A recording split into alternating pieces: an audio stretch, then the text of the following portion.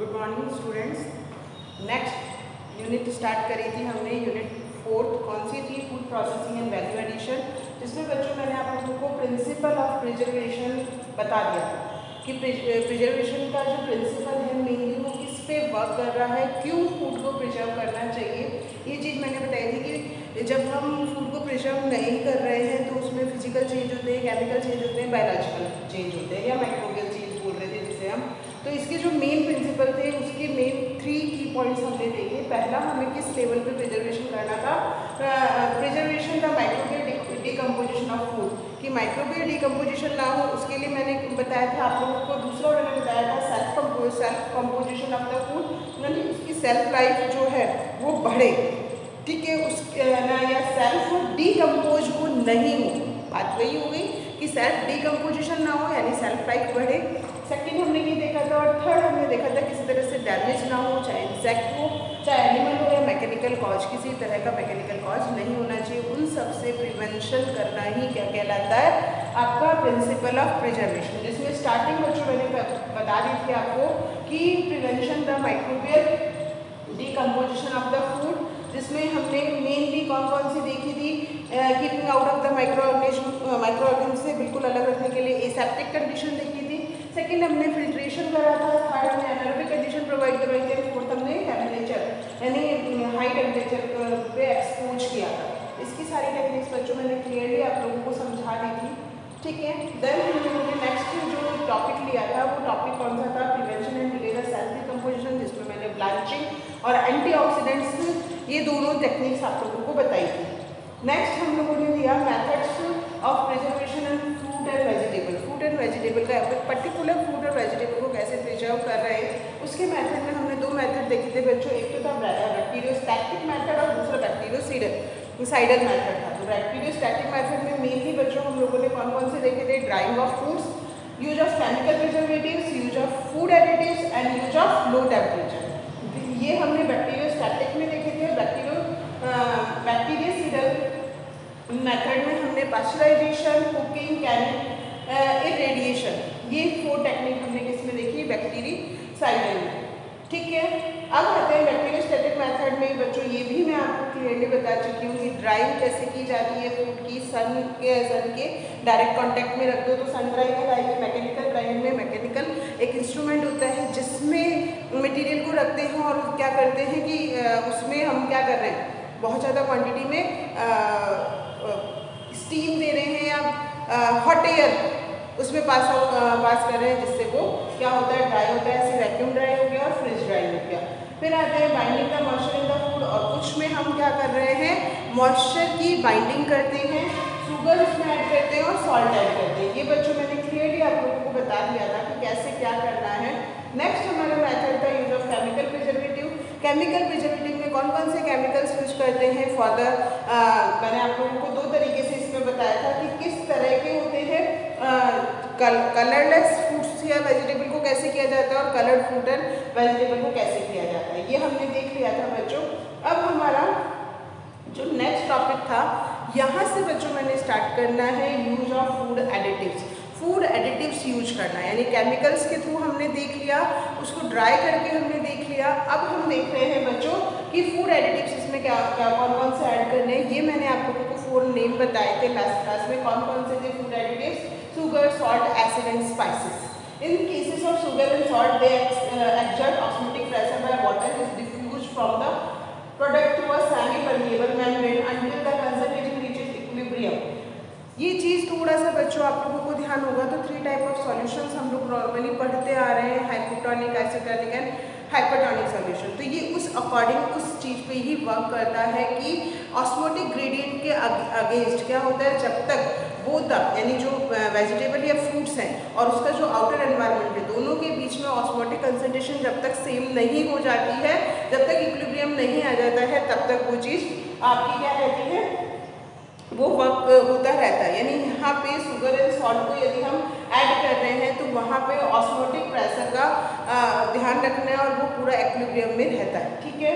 The kill the microbes, do not allow them to multiplication. जब हम sugar और salt add करते हैं तो माइक्रोब्स को किल कर देते हैं और नए माइक्रोब्स को या उनकी मल्टीप्लिकेशन को नहीं होने देते हैं। ठीक है, स्टार्टिंग करते हैं शुगर से। शुगर हमें कितना ऐड करना होता है? The concentration of 68 to 70% is used for preparation of jam, jelly, marmalades, etc. Sugar act as a preservative by osmosis, not as a true poison for microorganism. हमें क्या करना है?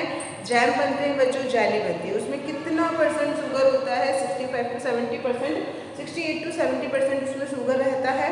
ठीक है, तो ये क्या करते हैं? ये मैंने आप लोगों को बताया ऑस्मोटिक प्रेशर के अकॉर्डिंग होता है। आउटर एनवायरनमेंट और वो जो मटेरियल हमने बनाया है दोनों में इक्विलिब्रियम नहीं होता, तब तक वो बैलेंसिंग होती रहती है, उतना शुगर उसमें ऐड करना होता है। ठीक है, उसके अलावा ये माइक्रोब्स के लिए ट्रू पॉइजन नहीं है, बट उसके मल्टीप्लिकेशन को क्या कर देता है? ये कम कर देता है। It absorb most of the available water, so little water availability for the growth of micro organism. देखो बच्चों, एक बात मैं क्लियर कर देती हूँ कि माइक्रो ऑर्गेनिज्म जो होते हैं ना, वो मॉइस्ट एनवायरनमेंट में ज़्यादा ग्रो करते हैं।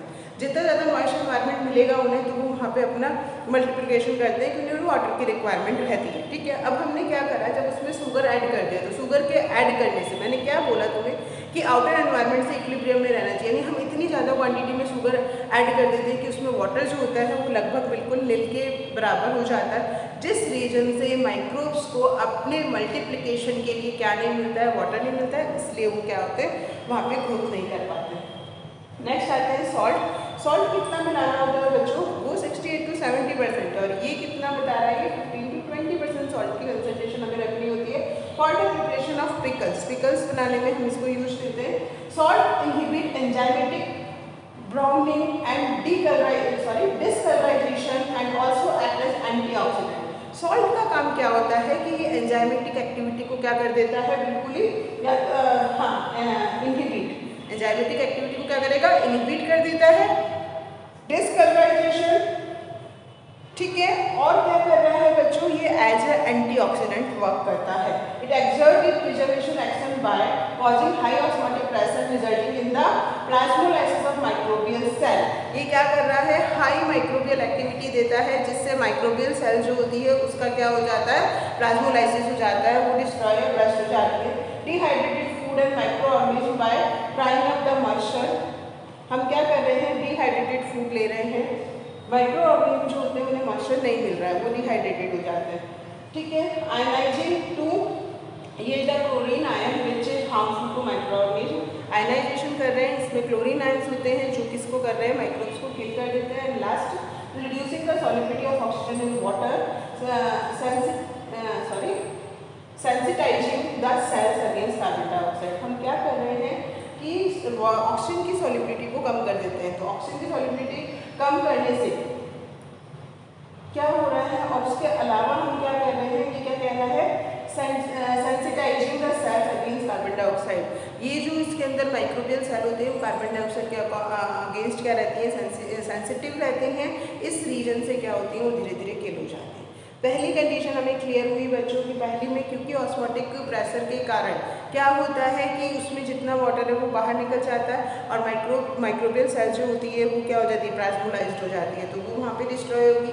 सेकेंड कंडीशन बच्चों इन्होंने बताई कि हम डिहाइड्रेटेड कर देते हैं फूड को। फूड डिहाइड्रेटेड होता है, ऑटोमेटिकली माइक्रोब्स डिहाइड्रेटेड हो जाते हैं, उन्हें वाटर नहीं मिलता है, तो वो धीरे धीरे डिस्ट्रॉय हो जाते हैं।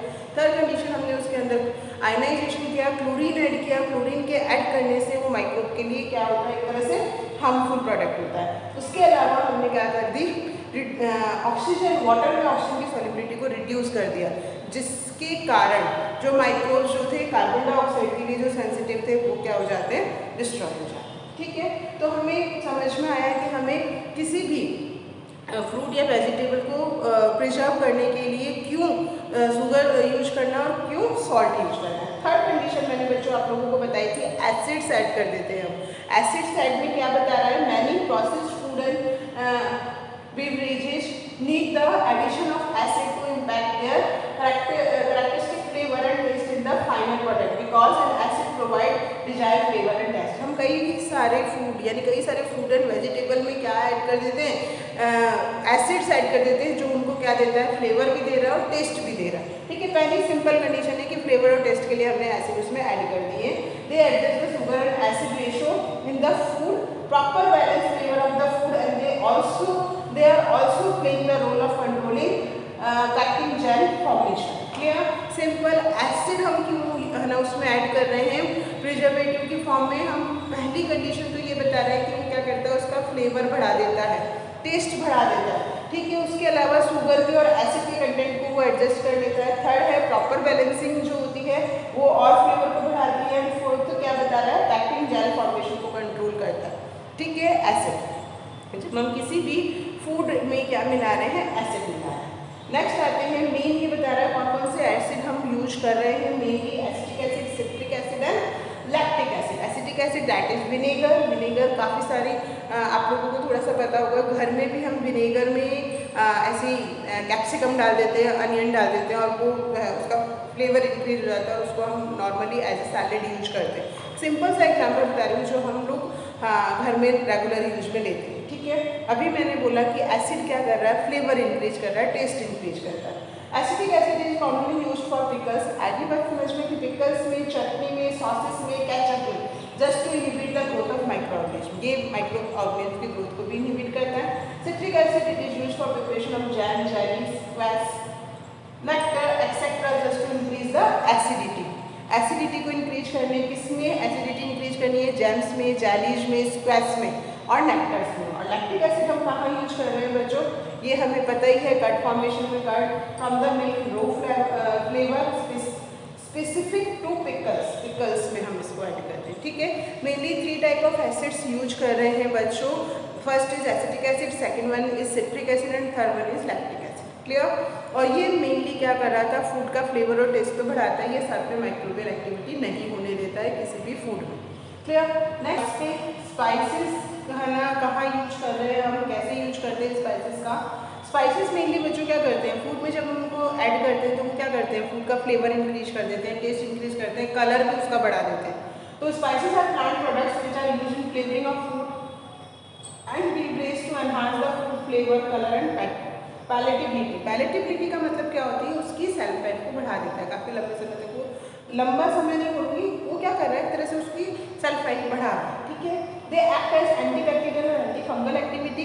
ये किसकी तरह वर्क कर रहा है, ये भी क्या करता है, उसमें किसी तरह की बैक्टीरियल और फंगल एक्टिविटी नहीं होने देता है. और कलर, मैंने अभी बोला कलरिंग एजेंट होता है, कलर देता है उसको, किसको, फूड को. ठीक है, तो ये हमारे बच्चों मेनली 4 जो मैंने यहाँ पे आप लोगों को बताए थे, कौन कौन से, salt, sugar, acid and spices. ये 4 हमारे फूड एडिटिव्स खत्म हुए. नेक्स्ट बच्चों हम क्या पढ़ रहे हैं, यूज ऑफ लो टेम्परेचर. हम क्या करते हैं, टेम्परेचर को कम कर देते हैं. तो मैंने आप लोगों को पहले भी ये बात बताई है कि टेम्परेचर को जैसे ही हम कम करते हैं, तो टेम्परेचर को कम करने से बच्चों होता क्या है, मेनली उनकी वहाँ पे सबसे पहले माइक्रोबियल एक्टिविटी नहीं हो पाती है. सेकेंडली क्या होता है कि एंजाइमेटिक एक्टिविटी भी क्या हो जाती है, स्लो डाउन हो जाती है, जिससे किसी भी फ्रूट और वेजिटेबल की सेल्फ लाइफ इंक्रीज हो जाती है. बट ये चीज़ बच्चों हमेशा दिमाग में रखना कि कुछ ऐसे माइक्रोब्स भी होते हैं जो लो टेम्परेचर पर वर्क कर सकते हैं. ठीक है.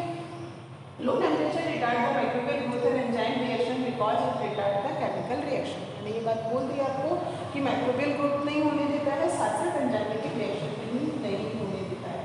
This is not a permanent method because the micro organism can also grow at low temperature. अब इसमें मेनली 3 मेथड हम बच्चों देख रहे हैं. कौन कौन सा, Silar method, refrigerated storage and freezing storage. Silar method जो होता है ये अबाउ 15 डिग्री सेंटीग्रेड पर होता है. Refrigerated storage 0 to 5 degree centigrade पर होता है. और freezing storage below 0 degree centigrade, that means -18 to -40 degree centigrade. Start करते हैं बच्चों सिलार स्टोरेज से.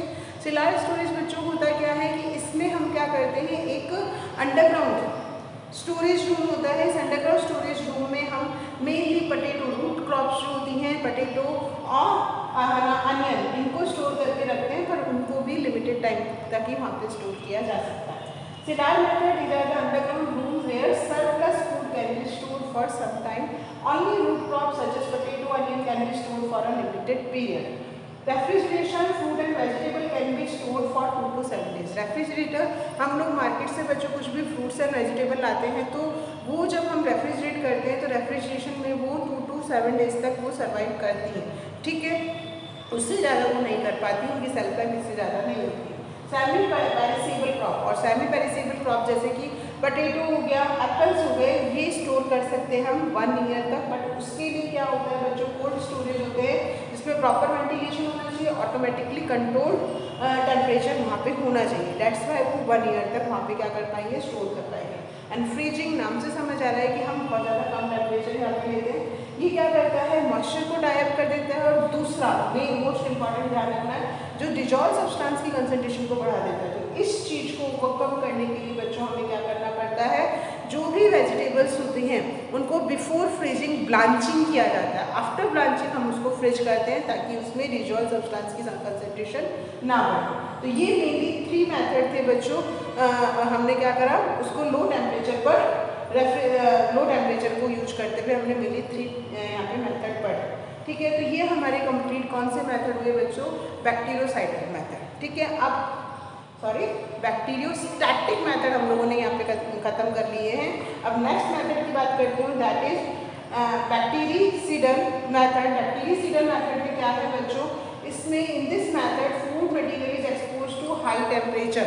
इन दिस मेथड हम फूड मटेरियल को हाई टेम्परेचर पर एक्सपोज करते हैं, जिसके कारण माइक्रोबियल एक्टिविटी या माइक्रोब जो होते हैं वो किल हो जाते हैं। उसके अलावा प्रोटीन जो होता है, प्रोटीन कॉगुलेट हो जाता है या डीनेचर हो जाता है। उसके अलावा ये क्या करता है बच्चों, इनकी जो एंजाइम्स होते हैं उनकी एक्टिविटी को इनहिबिट कर देता है। ठीक है, किस प्रोसेस के थ्रू बता रही हूँ बच्चों मैं, बैक्टीरियोसीडल के through. Here, moist heat is more effective than dry heat. At low temperature, low pH high temperature is required than the high pH. हमें हमेशा ध्यान रखना है जब हम बैक्टीरिसीडल मेथड यूज कर रहे हैं, तो बैक्टीरिसीडल मेथड में हमें क्या करना है बच्चों, pH कम होनी चाहिए और टेम्परेचर हाई होना चाहिए। High temperature can be employed by following method. Mainly 3 method बच्चों यहाँ पे हम देखेंगे, pasteurisation, boiling and canning. Pasteurisation always 100 degree centigrade से कम टेम्परेचर पर होता है। Boiling always we all know 100 degree centigrade पर ही बॉइलिंग होती है, और कैनिंग 100 डिग्री सेंटीग्रेड से ऊपर के टेम्परेचर पर किया जाता है। पास्चराइजेशन की मेनली 3 मेथड बच्चों ये आपको बता रहा है, bottle and holding pasteurisation, overflow method and flash pasteurisation. Bottle and holding pasteurisation method में बच्चों ये क्या कह रहा है कि जितने भी फ्रूट जूस होते हैं उन फ्रूट जूस को हमें क्या करना है, सबसे पहले स्ट्रेन करना है, और स्ट्रेन करने के बाद बोटल्स में फिल करना है। और बोटल्स जो फिल करते हैं उसमें ऊपर से वो जो होती है थोड़ा सा खाली रहनी चाहिए, हेड थोड़ा सा खाली रहना चाहिए, और फिर उसको एयर टाइट करके सील कर दिया जाता है और फिर उसका पास्चराइजेशन किया जाता है। ठीक है, this method is commonly use for prevention of fruit juice at home. घर में इसको प्रिजर्व करने के लिए किया जाता है इस मेथड का use.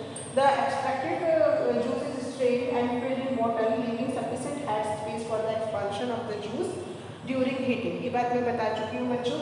The bottles are then sealed, airtight and pasteurized. फिर आते हैं बच्चों ओवरफ्लो मेथड। ओवरफ्लो मेथड में बच्चों क्या किया जाता है, मेनली इसमें पास्चराइजेशन का जो टेम्परेचर है उससे 2 to 2.5 डिग्री सेंटीग्रेड टेम्परेचर ज़्यादा रखा जाता है। उसके बाद इसमें मेनली जो बॉटल्स होती हैं वो हॉट ली जाती हैं। हॉट स्टेलाइज बॉटल को इनको यूज किया जाता है। और जब ये बॉटल हम यूज कर रहे हैं तो इस बॉटल में जब हम फ्रूट जूस ऐड करते हैं तो फ्रूट जूस जब उसमें हम डाल रहे हैं उस समय टेम्परेचर उसका पास्चराइजेशन के टेम्परेचर जितना ही होना चाहिए बिफोर सीलिंग। ये चीज़ हमेशा ध्यान रखना। देयर आफ्टर उसका पास्चराइजेशन किया जाता है। Juice is heated to temperature of about 2.5 degree centigrade higher than the pasteurisation temperature, then filled in hot sterilise bottle up to the brim. During filling and sealing, the temperature of juice should not fall below the pasteurization temperature. Flash pasteurization में क्या होता है बच्चों, the juice is heated rapidly to the temperature of about 5.5 degrees and higher than the pasteurization temperature.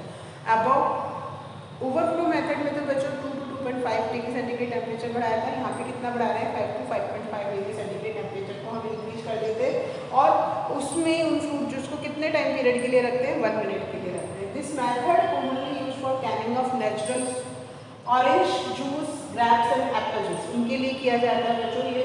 ठीक है, it is milk heat treatment, ये एक तरह का मिल्क हीट ट्रीटमेंट होता है। By pasteurization, milk is pasteurized by HTST यानी high temperature short time at 72 degree centigrade for 15 seconds. Fruit juice are pasteurized at such temperature and for such period as would render them sterilized without impairing their flavor. हमें fruit juice को भी इसी temperature पर यानी 72 degree centigrade ये बोल रहा है और 15 सेकंड के लिए उसको हम करेंगे ताकि उसको तब तक हम पास्चराइज करेंगे जब तक कि उसका फ्लेवर चेंज नहीं होता। फ्लेवर चेंज नहीं होना चाहिए बच्चों, इतना हमें रखना है। Usually juices are pasteurise, mainly juices ये बता रहा है कितने डिग्री सेंटीग्रेड पर, 85 डिग्री सेंटीग्रेड पर 25 to 30 मिनट तक इसको पास्चराइज करते हैं according to the nature of the juice and the size of container. दोनों ध्यान रखने हैं बच्चों।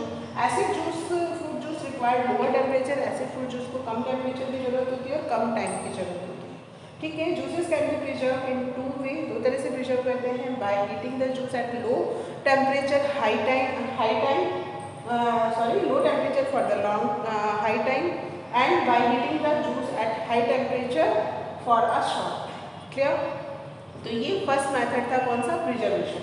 नेक्स्ट आते हैं बच्चों बॉइलिंग। अभी मैंने बोला आपको बॉइलिंग या कुकिंग 100 डिग्री सेंटीग्रेड पर की जाती है और कुकिंग मेनली क्या करती है, उसमें जो भी माइक्रोबियल एक्टिविटी होती है उसको किल कर देती है, एंजाइमेटिक एक्टिविटी जो है उसको इनएक्टिव कर देती है, उसके अलावा जो भी पोटेंशियल हैजार्ड माइक्रोब्स के कारण होते हैं उन्हें डिस्ट्रॉय कर देती है, फ्लेवर बढ़ाती है, कलर बढ़ाती है, टेक्सचर बढ़ा देती है और क्योंकि फूड को कुक कर लिया तो वो क्या कर रही है, फूड की डाइजेस्टिबिलिटी भी बढ़ा देती है। ठीक है, the primary objective of cooking is to produce a palatable food. Cooking results in destruction and reduction of microorganisms and inactivation of undesirable enzymes. Destruction of potential hazard in the food which are prevented naturally through microorganisms. Improvement of color, flavor, texture of the food. It improves the digestibility of food. Component putting the temperature about 100 degree centigrade by this method food can be preserved for 10 to 24 hours at low temperature. ठीक है, इस method के through हम क्या कर रहे हैं कि जब हमने 100 डिग्री सेंटीग्रेड पे फूड को कुक किया है तो वो अगर हम रेफ्रिजरेटर में रखते हैं तो 10 to 24 आवर तक वो क्या रहता है, फूड जो होता है प्रिजर्व होता है। ठीक है, तो नेक्स्ट मेथड बच्चों कंप्लीट हुआ बॉइलिंग एंड कुकिंग। नेक्स्ट आते हैं बच्चों कैनिंग। कैनिंग में मैंने कहा था आपको टेम्परेचर जो होता है 100 डिग्री सेंटीग्रेड से भी अबव हो जाता है।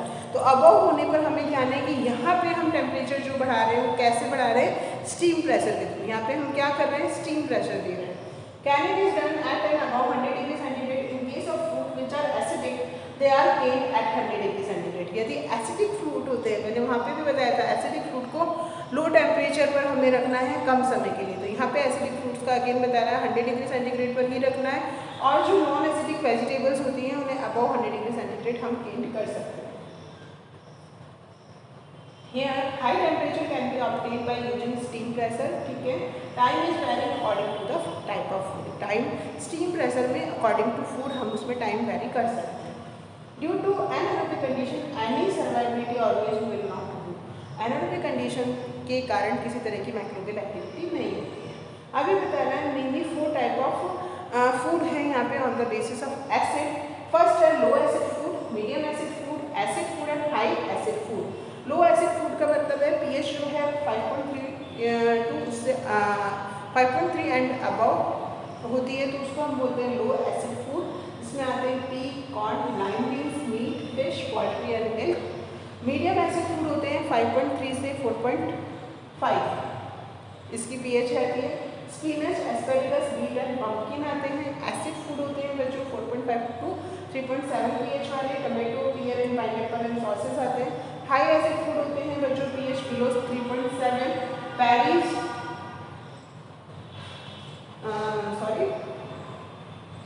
सोया, क्रैट एंड पिकल्स, ये आपके होते हैं हाई एसिड फूड। तो 4 टाइप ऑफ हमने यहाँ पे फूड देखे on the basis of acid. तो आपके ये मेन 3 मेथड मैंने बच्चों आप लोगों को बताए थे, उसके कौन कौन से, कैनिंग हो गया बच्चों, कुकिंग एंड बॉइलिंग हो गया एंड पास्चराइजेशन हो गया, किसके, बैक्टीरियोसेडल मेथड के। तो यहाँ पे 2 मेथड मेनली बच्चों मैंने प्रिजर्वेशन के बताए थे, बैक्टीरियोस्टैटिक एंड बैक्टीरियोसेडल, दोनों मेथड बच्चों हमने यहाँ पे पढ़ लिए।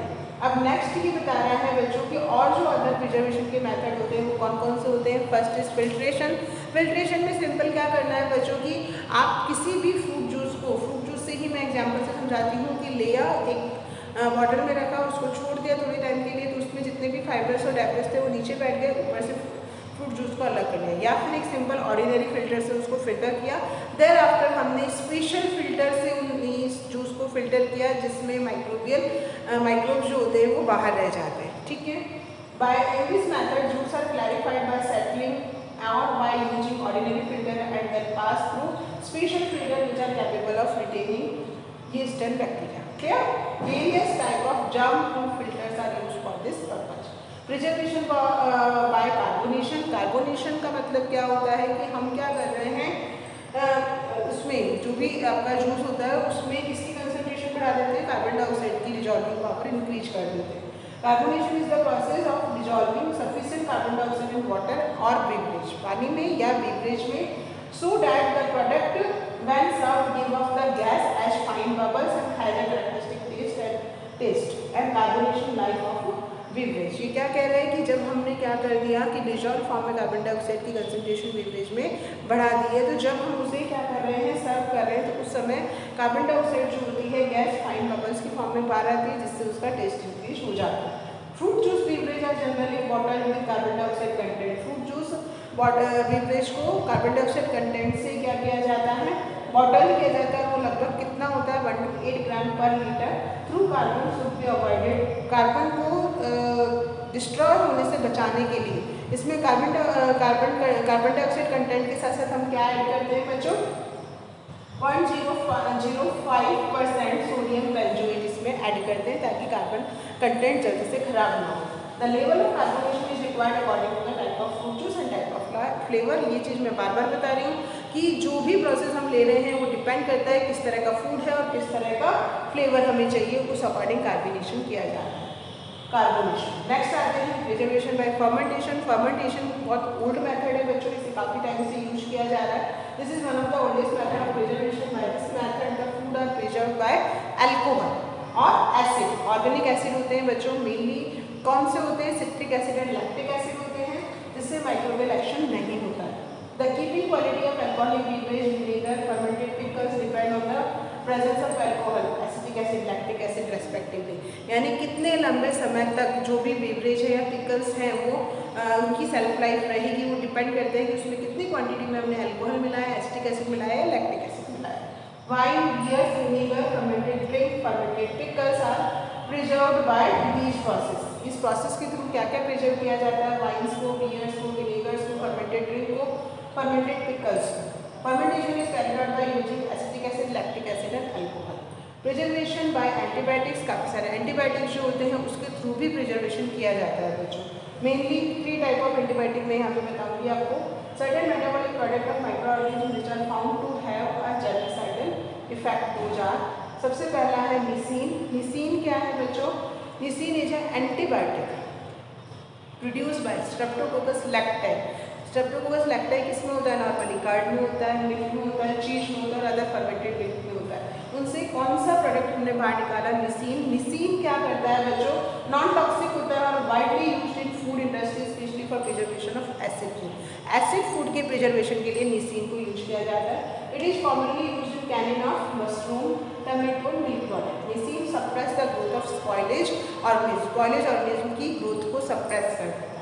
फिर आते हैं सब्टिलिन। सब्टिलिन जो है मेनली किससे निकाला गया है, बैसिलस सब्टिलिस से निकाला गया है। Is used for preservation of asparagus, corn and P.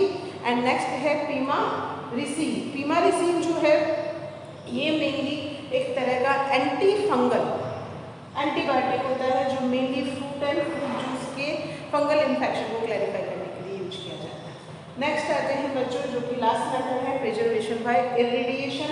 Radiation मैंने आप लोगों को पहले भी बताई थी, हम आयनाइज रेडिएशन उसको दे रहे हैं तो उसको फूड को आयनाइज रेडिएशन में एक्सपोज कर रहे हैं तो माइक्रोब्स जो होते हैं वो किल हो जाते हैं। It is a process of preservation of food by exposing them to ionize energy radiation. Ionize energy radiation में हम क्या कर रहे हैं, एक्सपोज करते हैं फ्रूट जूस फूड जो भी होता है उसको, which kill most of the spoilage causing organism and also inactive the enzyme responsible for browning. Browning में जो है ना माइक्रो ऑर्गेनिज्म रिस्पॉन्सिबल होते हैं उनको क्या करता है, इनएक्टिवेट करता है। This method prevent the sprouting in storage condition. Storage condition में जैसे पोटैटो और अनियन उनकी स्प्राउटिंग को भी क्या करता है, प्रिवेंट करता है और ये भी बहुत जरूरी होता है बच्चों।